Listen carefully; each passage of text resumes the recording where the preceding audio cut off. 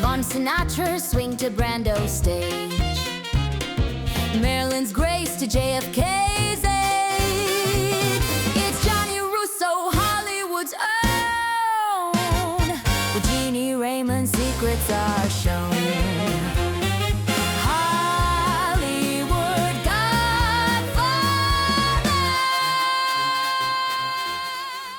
Welcome, everybody. Tonight's show is going to be a very interesting show. Oh, first, I have to introduce my co-host.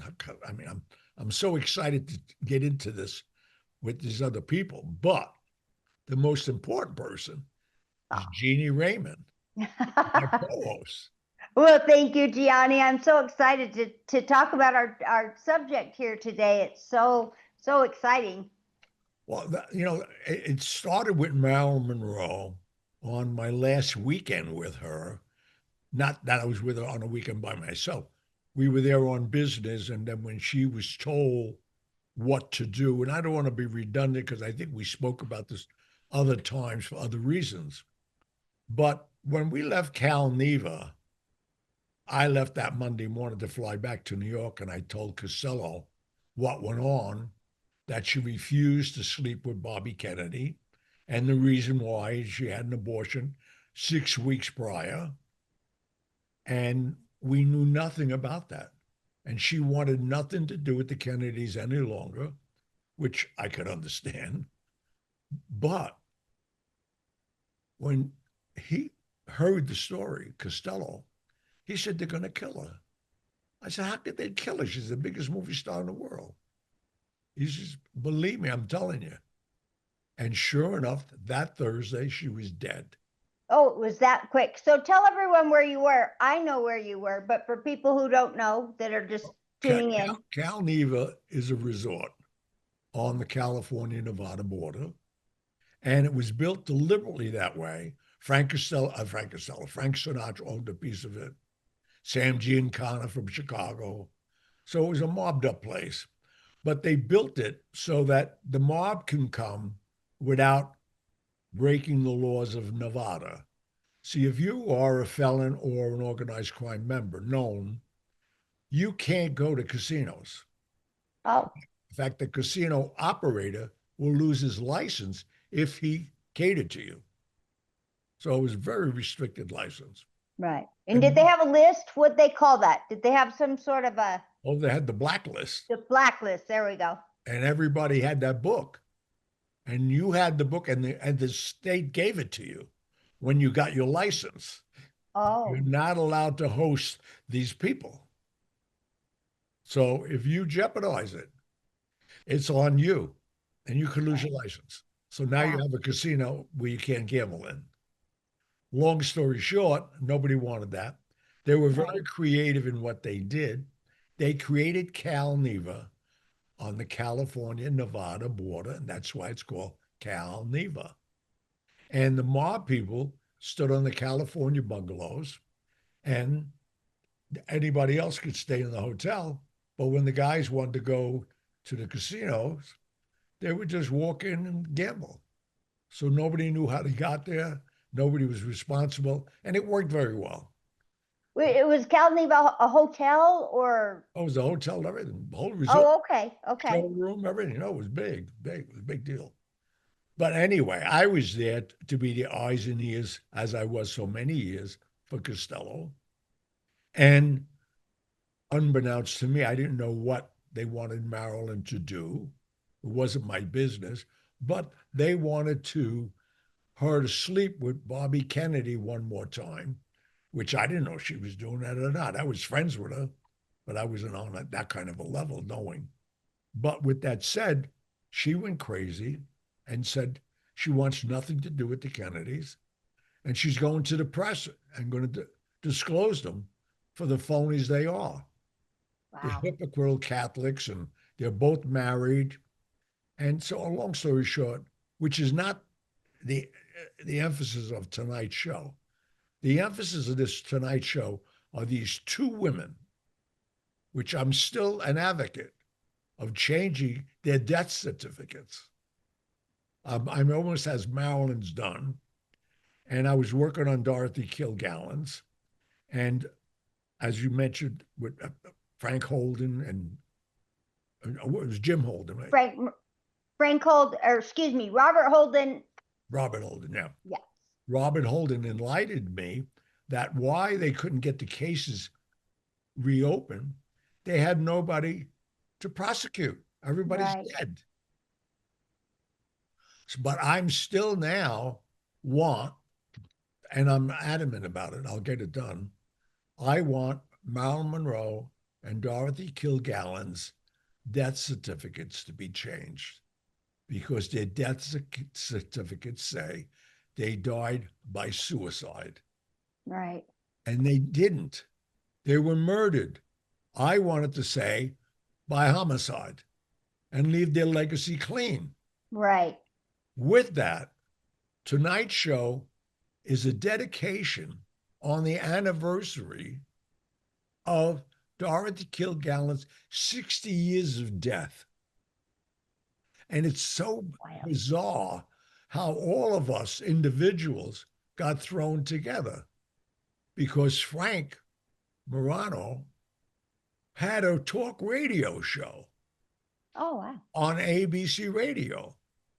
And he talked about this and Fred, is it Mahoney? Why am I? Oh, Frank Marino or Robert Holden? Robert Holden. Robert Holden. Robert Holden was introduced to this that way. And he got interested in it. Oh, wow. And then Frank Marino, this is like who's on first, Frank Marino left the radio show and he became a councilman also. Oh, wow. Now, I knew his name as a councilman, but I didn't know about the radio show. He was a radio host for a long time. Oh, wow. And the show is after midnight on ABC radio. I've done it numerous times. Yeah. But anyway, this is where we are now. This is a week ago, we dedicated a street, which I would like Mike, while we're talking about that, to show the dedication. It's Dorothy Kilgallen Way. And it's the corner of 68th and Park Avenue, which is a big thing to get done. Yeah. And I was one of the people, because I was the only person, and I found out that day, there was nobody in the audience. And we had a big congregation show up. Even the Mark Shaws and everybody else that were there, they never met her. Well, yeah, that's incredible because I don't know how old that Robert Holden was, but I know these are people that, I mean, how old were you back at that time when Marilyn died? Do you remember? I was in my teens. When she died, I was 18. No, but I mean, but you know, like Sinatra, all these people, they've all passed, obviously. Right. As we're pointing out, we're the only advocates. And here, these are new people that now want this justified. Right. And well, there's a lot of people on Facebook that are big supporters still of Dorothy Kilgallen. Oh, I know. And we're counting on all of them.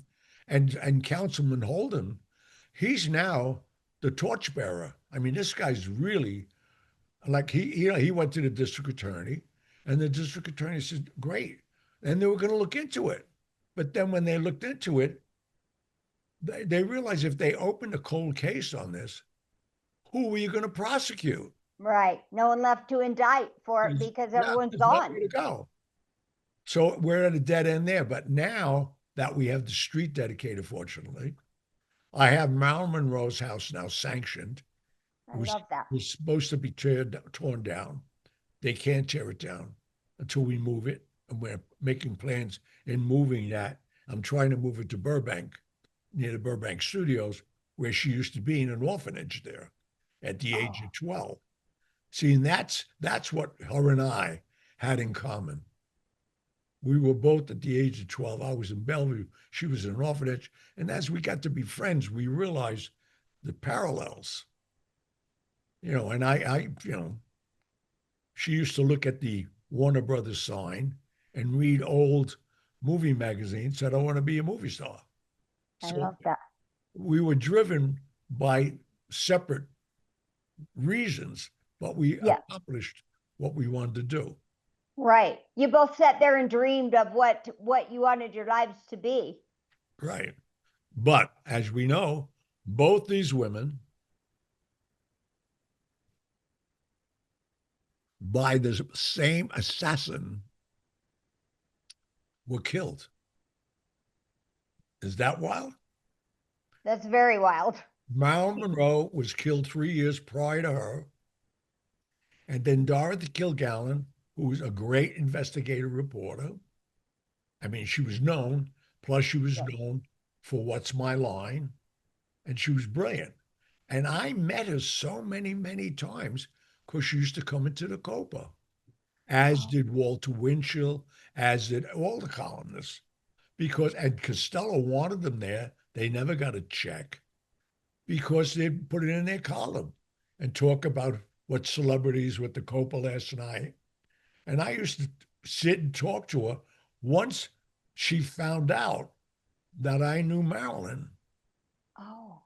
and that's what Costello said, talk to him if you want. And she was like a mother character to me because, as you know, and most of the audience knows, I was living at home. I wasn't doing any of that.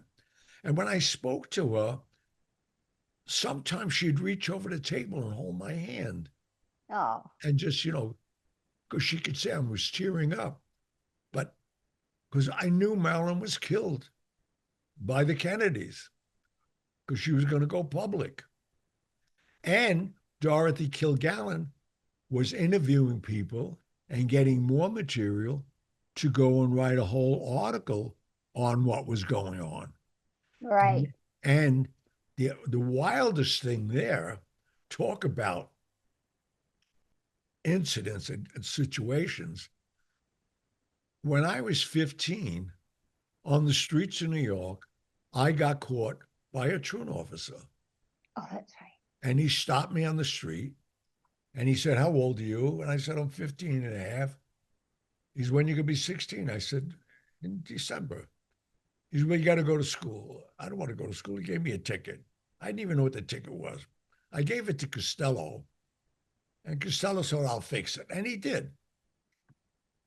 But, so I went to this beauty school. And fortunately, I did go because one morning, Mark Sinclair and Kenneth was Marilyn Monroe's hairdresser, Jackie Kennedy's hairdresser. He was the premium hairdresser. And Mark Sinclair was a makeup and colorist person. Now, when they said they were partners, I thought they were partners in a business. They were lovers, but that's what they called each other. We're partners. So me being naive, I didn't know what they were. I found out later. But the wildest thing, after all these years, and Marilyn is dead, you will never believe who found Dorothy Kilgallen's body. Oh. Mark Sinclair. Holy cow. He used to go to her brownstone, which was on 68th Street, every morning to do her hair and makeup for the TV show. So he arrived. She wasn't in her bedroom, which was strange. And I knew her well enough that she would never sleep in the guest room. They found her in the guest room in the same situation as Marilyn was. They dressed her pillow with barbiturates and all of that and said she overdosed.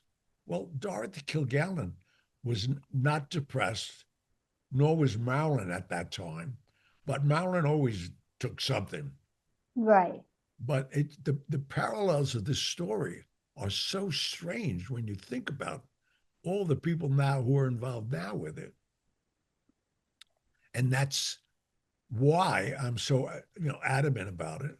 And I want to share all this. And you're going to see the street being named. Her brownstone is amazing. They just sold it again for $22 million. Just so you can imagine the kind of house this was on 450 68th Street. No, 45 68th Street. And I walked her home so many times there at night because Costello would say, walk home. It was only 7 blocks up from the Copa.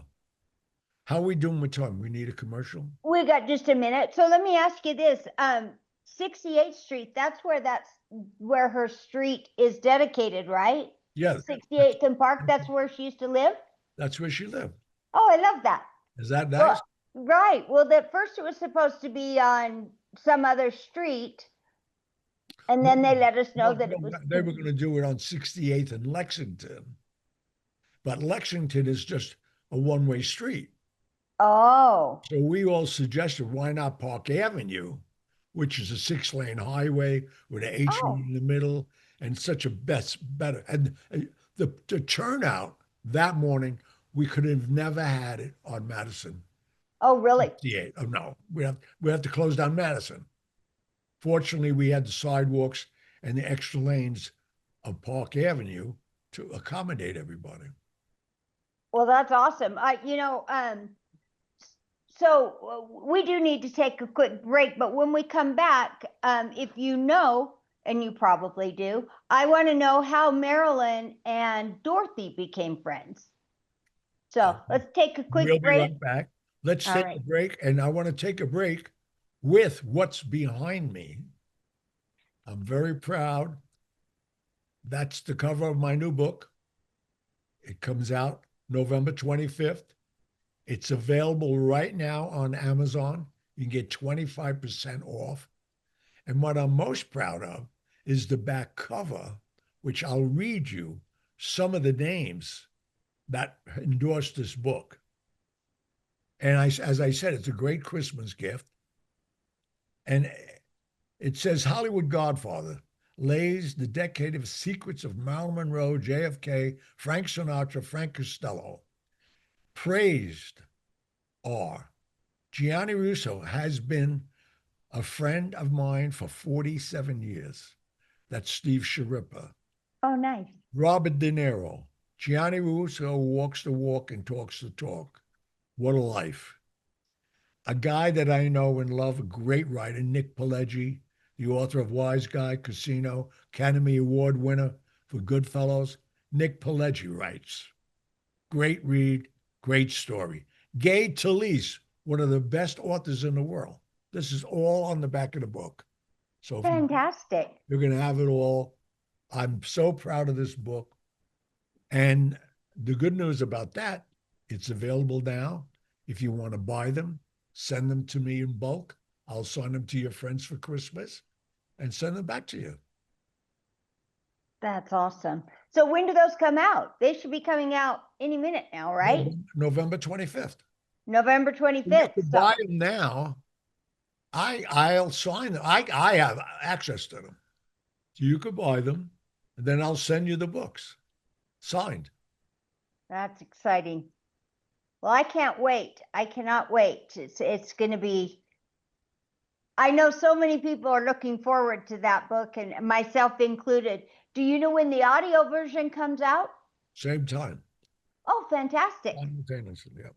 That's awesome. All right. Well, okay. Now we are back. The question I was asking is, how did Dorothy and Marilyn become friends? That's the fun thing.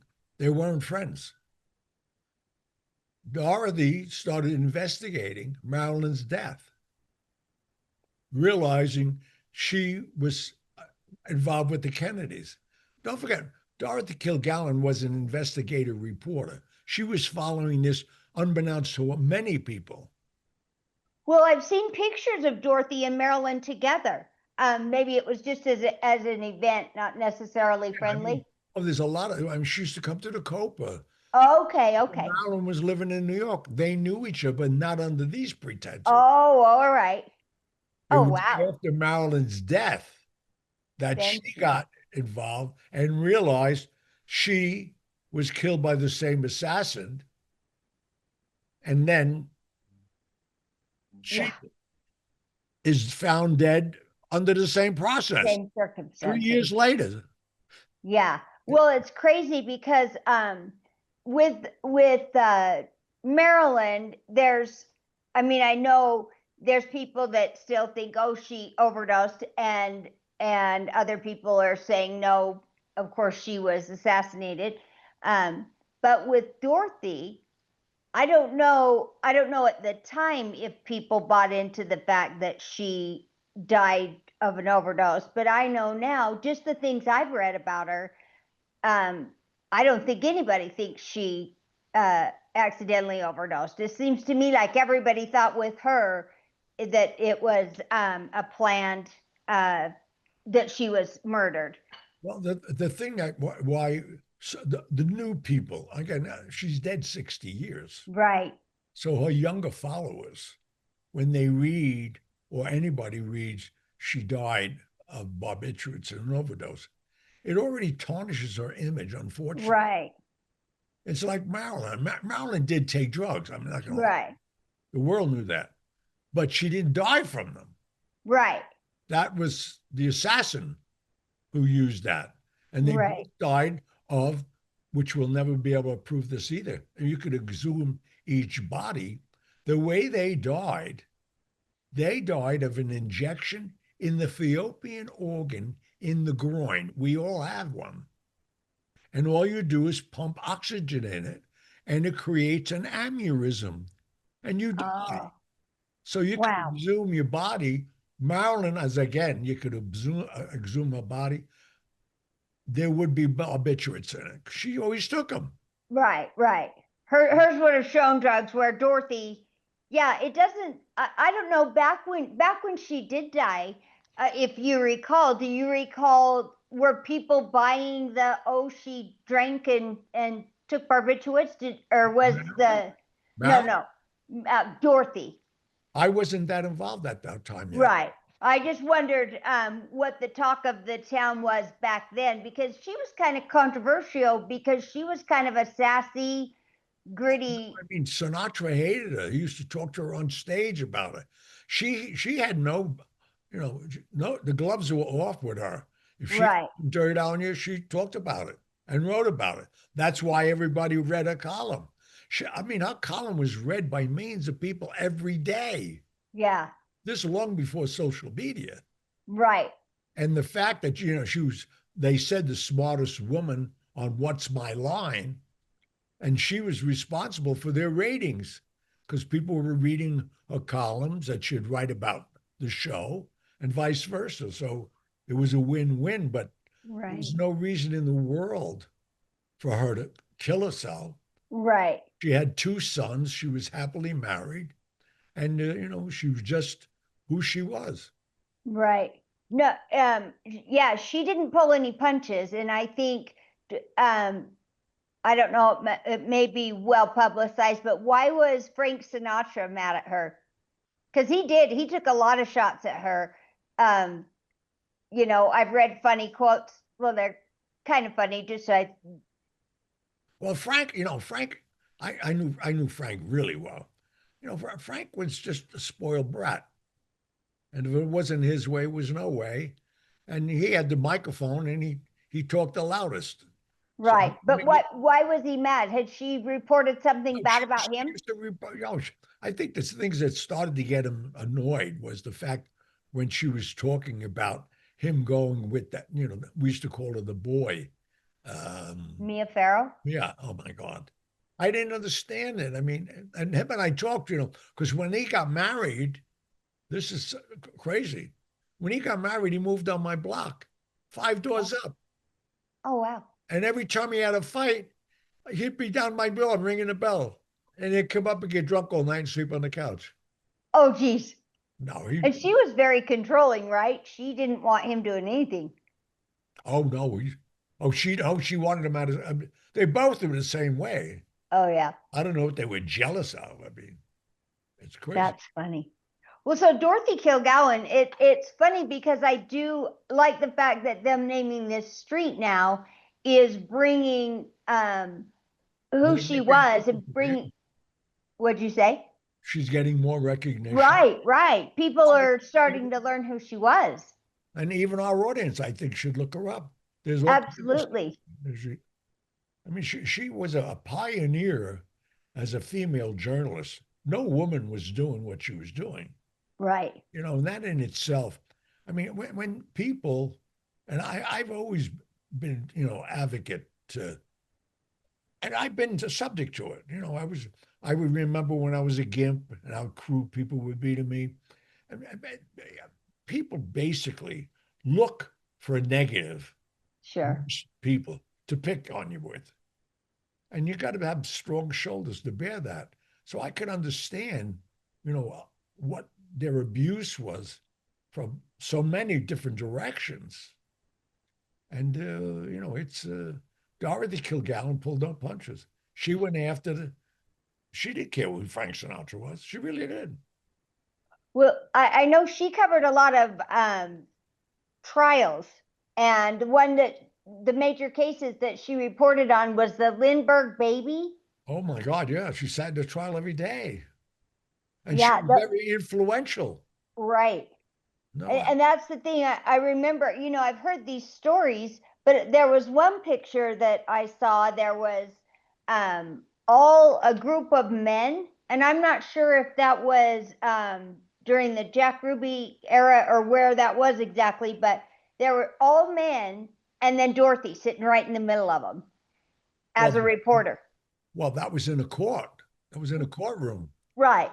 They all went in to take a picture of her there. That's Yeah. how powerful she was.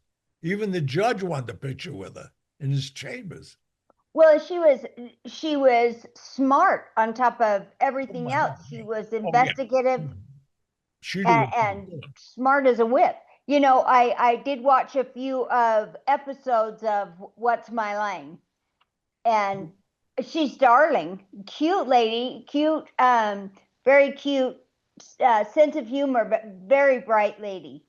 And I watched quite a few of them, just wanting, now that it's been brought up so much, and I just thought it's fun to see women like her. She was cute, she was witty, she was whip smart, and she was so good at guessing those. So it was really fun to watch and get to know her a little bit.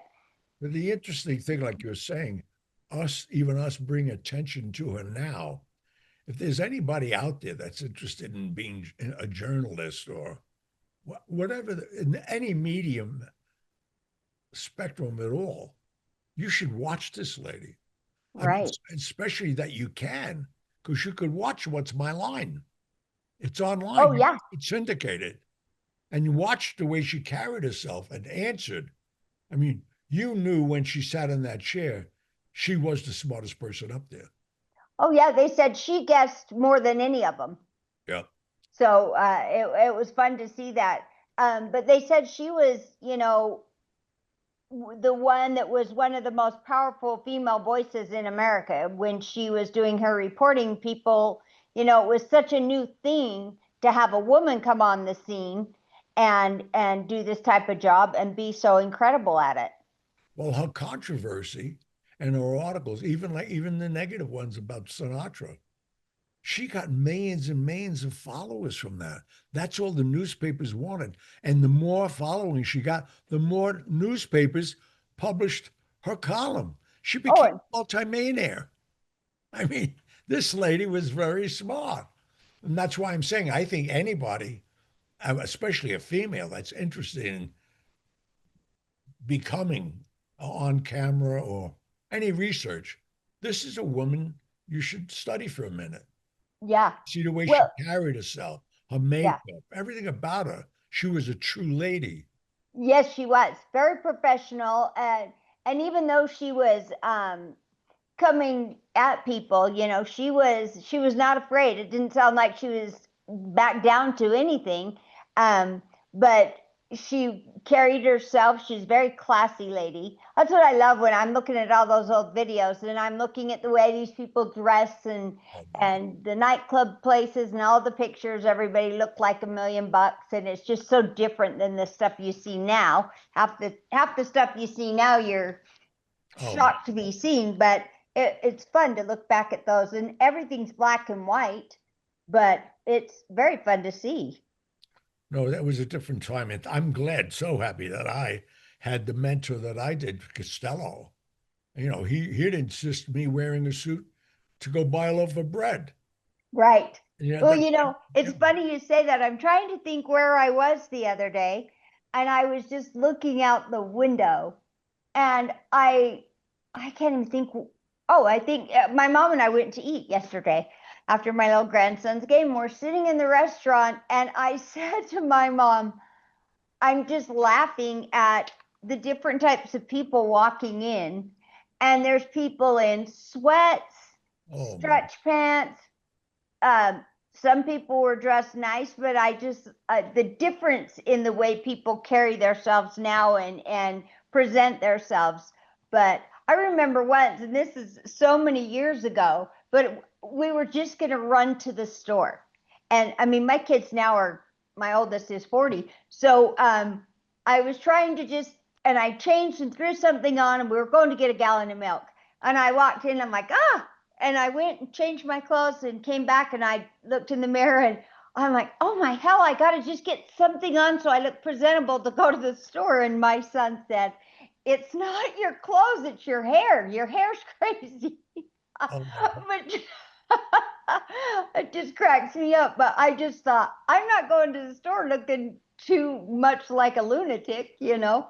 But it, I did love seeing all that and how classy everybody was. I thought it was so cool. Now, years ago, that was the whole thing when I finally got uptown, because I was down working class neighborhood in Mulberry Street, and the only time they dressed was on Sunday to go to church. The rest of Oh, the time they were working stiffs, working 13, 14 hours a day to survive. They yeah. didn't care about getting dressed. And when I came uptown finally to sell ballpoint pens up on Fifth Avenue, I thought every day was Sunday. Yeah. Everybody was dressed. I I loved it. love that. Well, and you dress like $1 million everywhere you go.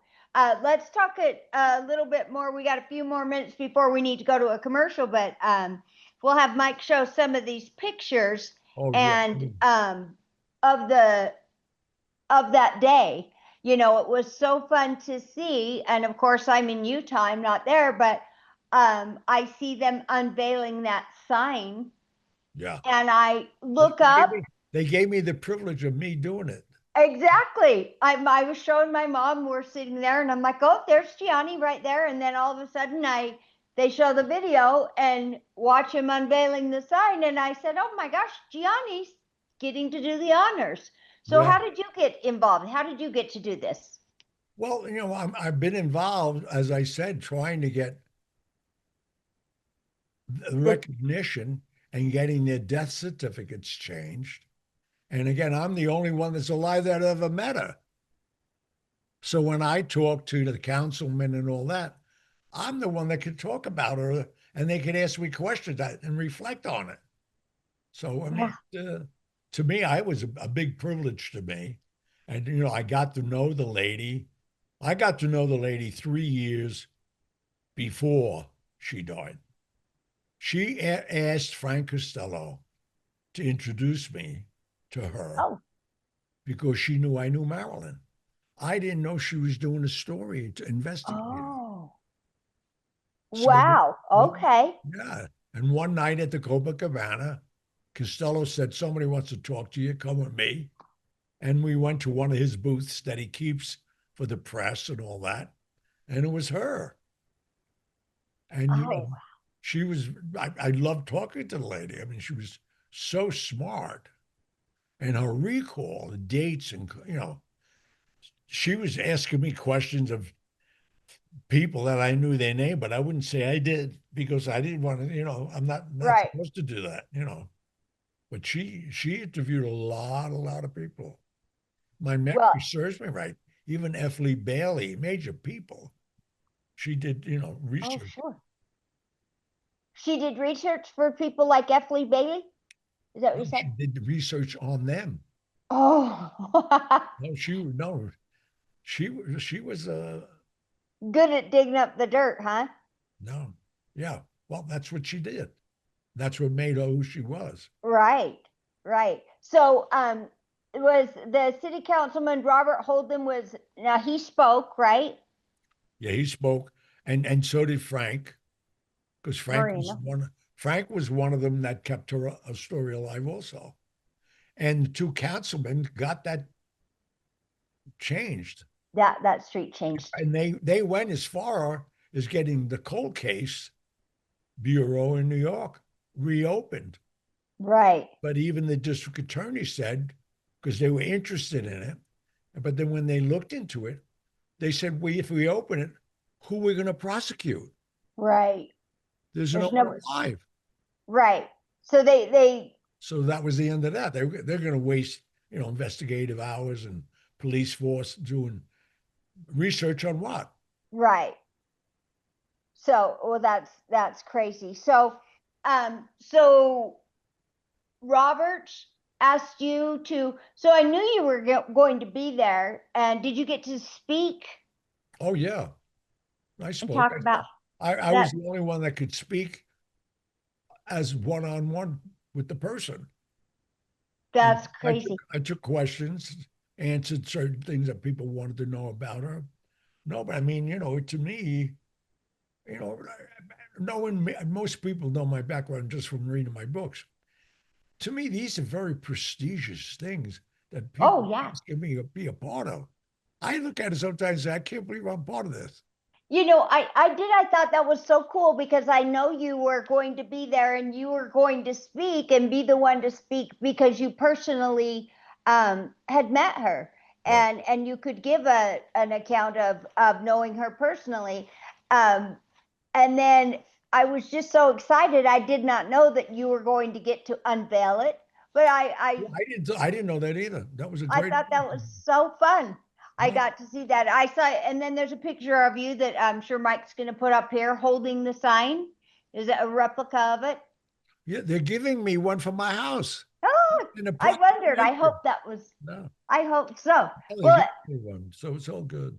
yeah, But for our audience and even Mike, as much as time we could fill up, Mike, with any of the clips, please share it with our audience or even overlay it over our faces.